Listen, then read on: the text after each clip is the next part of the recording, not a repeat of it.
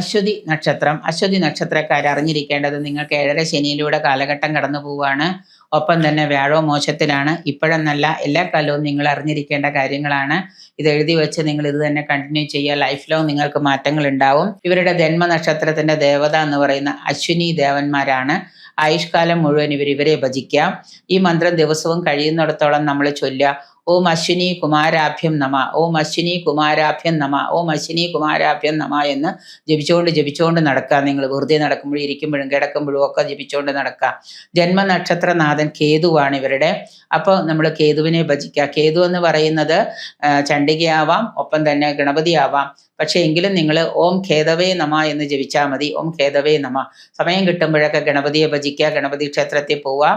ചണ്ഡികയെ ഭജിക്കാൻ പറ്റുകയാണെങ്കിൽ ചണ്ഡികയെ പോവാം. നമ്മുടെ ഇവിടെ ചണ്ഡിക ക്ഷേത്രങ്ങൾ കുറവാണെങ്കിലും ഗണപതി ക്ഷേത്രങ്ങളിൽ പോയിട്ട് നിങ്ങൾ ഖേതുവിനെ ഭജിക്കാം. ഓം ഖേദവേ നമ എന്ന് ഭജിക്കാം.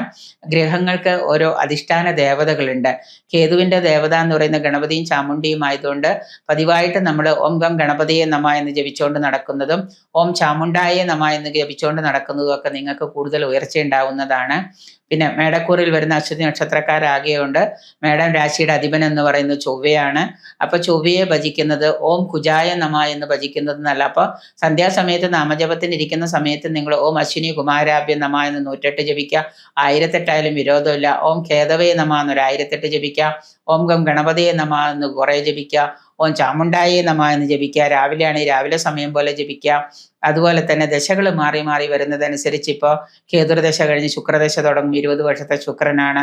ശുക്രനാവുമ്പോൾ ശുക്രന്റെ ദുർഗയാണ് അധിപതി. ഇതൊക്കെയാണ് ദേവതകൾ എന്ന് വെച്ചിട്ട് അവരെ ഭജിക്കാം. അത് കഴിഞ്ഞ് ശുക്രൻ കഴിഞ്ഞ് ആദിത്യൻ വരും. അപ്പോൾ ആദിത്യൻ ആവുമ്പോൾ നമുക്ക് മഹാദേവനെ ഭജിക്കാം. അത് കഴിഞ്ഞാൽ 10 വർഷം ചന്ദ്രൻ വരും. ചന്ദ്രനെ ഭജിക്കാം. ചന്ദ്രൻ എന്ന് പറയുമ്പോൾ ദുർഗയാണ്. അപ്പൊ ദുർഗയെ ഭജിക്കാം, ചന്ദ്രനെ ഭജിക്കാം. അത് കഴിഞ്ഞാൽ പിന്നെ ചന്ദ്രൻ കഴിഞ്ഞാൽ കുജൻ വരും. കുജൻ നിങ്ങൾക്ക് ഓജരാശിയാണോ യുഗ്മരാശിയാണോ എന്ന് നോക്കുക. ഓജമാണെങ്കിൽ സുബ്രഹ്മണ്യൻ, യുഗ്മമാണെങ്കിൽ ഭദ്രകാളിയെ ഭജിക്കാം. രാഹു വരുമ്പോൾ നമുക്ക് ഓം രാഹുവേ നമ നാഗദേവതയെ ഭജിക്കാം.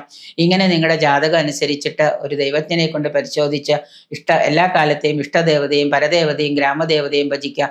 ഇങ്ങനെയൊക്കെയുള്ള കാര്യങ്ങൾ ചെയ്താൽ ഒരു പരിധി വരെ നിങ്ങളുടെ ദോഷങ്ങളൊക്കെ മാറി നിൽക്കുന്നതാണ്.